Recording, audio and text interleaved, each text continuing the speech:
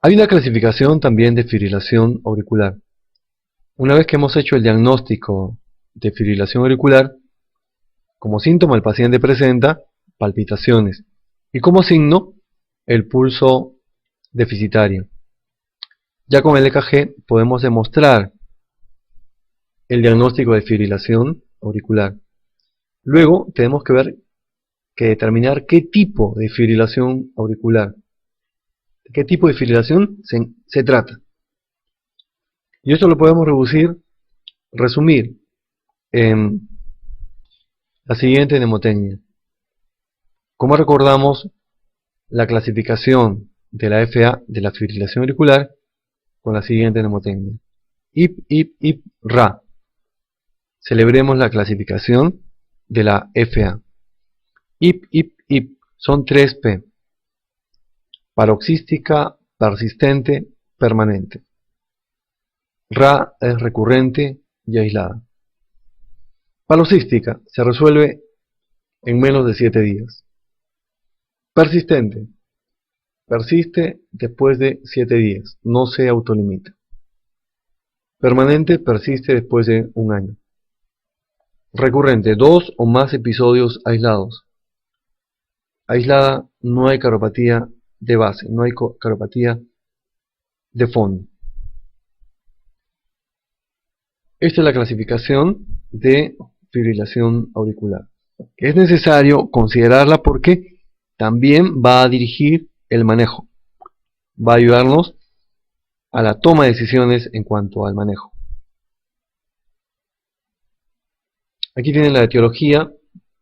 El grupo de enfermedades sistémicas, las más frecuentes, hipertensión arterial, luego diabetes mellitus y después hipertiroidismo.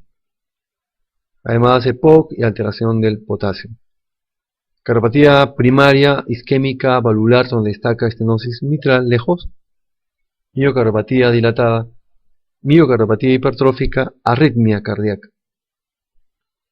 Es el caso del flutter, es el caso del síndrome de Wolff-Parkinson-White, que son arritmias que van a producir otra arritmia, que es la fibrilación auricular. Pasemos a otra pregunta, el MIR. En caso de la fibrilación auricular con respuesta ventricular rápida, sin descompensación cardíaca, el tratamiento de elección es un paciente que tiene fibrilación auricular con respuesta ventricular rápida, es decir, la frecuencia cardíaca es mayor de 100, sin descompensación cardíaca, no tiene inestabilidad hemodinámica. El tratamiento de elección en este caso es digital.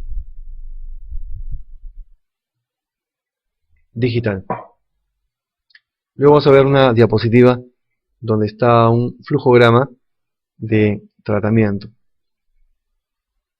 Pero les adelanto algo. Para decidir el tratamiento de fibrilación auricular, lo primero que hay que ver si hay inestabilidad hemodinámica o no. Si hay inestabilidad hemodinámica, está indicada la cardioversión eléctrica. Si no hay inestabilidad hemodinámica, habría que preguntar cuántos días tiene fibrilación auricular. Si tiene menos de 48 horas, de todas maneras está indicada la cardioversión, que podría ser también medicamentosa.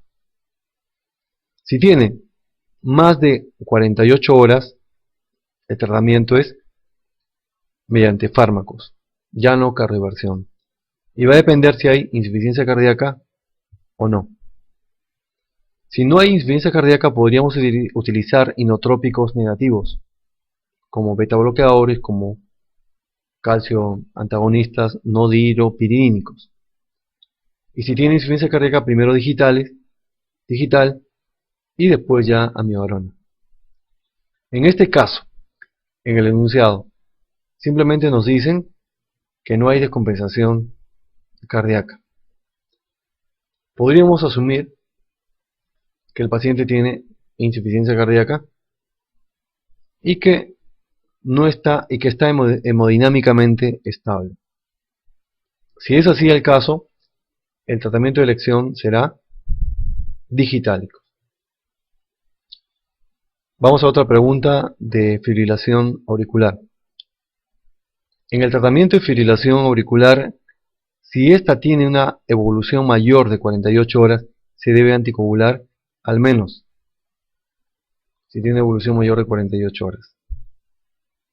Aquí, desde 2 semanas antes de la cardioversión farmacológica hasta 4 semanas después. Hasta 4 semanas después. Pero para eso tenemos que considerar las indicaciones para cardioversión farmacológica, que lo vamos a ver después en una diapositiva que es esta de acá. Vean justo lo que les estaba manifestando. Nos preguntamos primero, hacemos el diagnóstico de fibrilación auricular. El paciente que tiene palpitaciones, que tiene pulso deficitario y una arritmia arrítmica. Le tomo el EKG y encuentro los 3 criterios que han sido mencionados. Ausencia de onda P, intervalos RR irregulares y presencia de ondas F. Si tiene menos de 48 horas, cardioversión eléctrica o farmacológica. Para elegir el fármaco para realizar la cardioversión va a depender si tiene insuficiencia cardíaca o no. No tiene insuficiencia cardíaca, podemos utilizar la plecainida o la propafenona, que es el antiarrítmico de clase 1, 1C. Pero si tiene insuficiencia cardíaca, de frente está indicada la amiodarona, que es el antiarrítmico de clase 3. Si tiene más de 48 horas, también nos preguntamos si hay insuficiencia cardíaca o no. Si no hay insuficiencia cardíaca, podemos utilizar los inotrópicos negativos, como ya les dije, beta bloqueadores o calcio antagonistas no dihiropirínicos. Si hay insuficiencia cardíaca, vamos a utilizar digitálicos en primer término, y si no da resultado, amiodarona.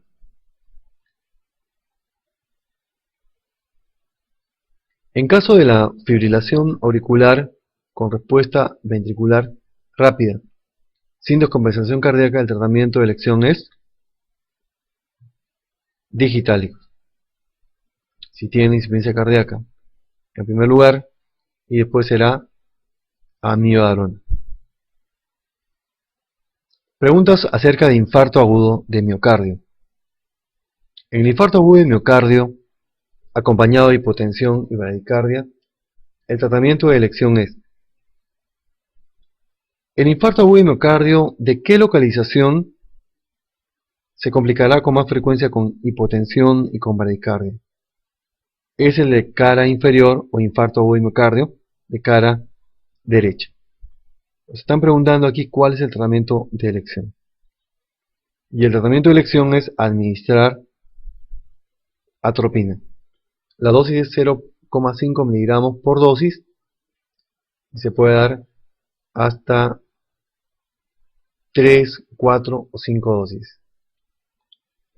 Si hablamos por kilo de peso, será de 0,03 a 0,04 miligramos por kilo.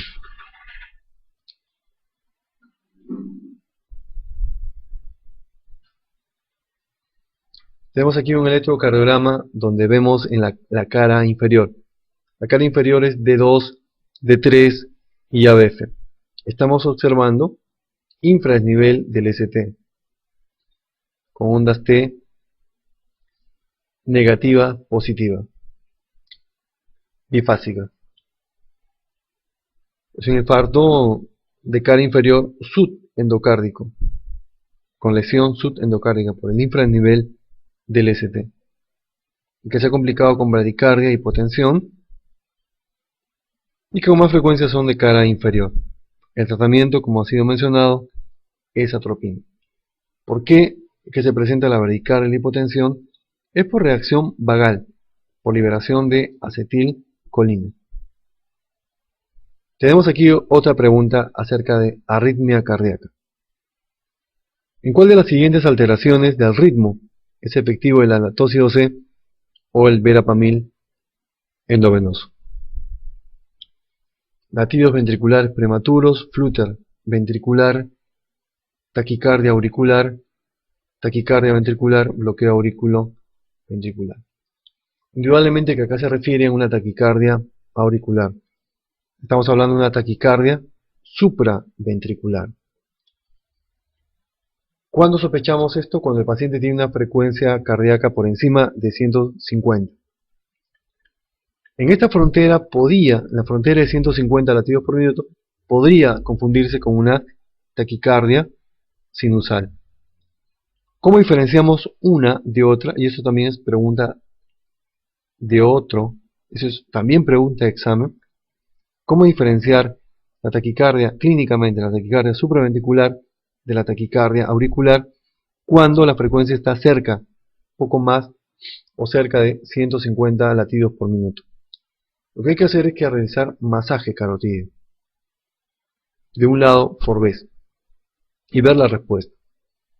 Si bruscamente regresan al ritmo sinusal o no pasa nada, estamos frente a una taquicardia supraventricular. En cambio, si disminuye progresivamente mientras se hace el masaje y aumenta progresivamente cuando se deja hacer masaje, estamos frente a una taquicardia sinusal.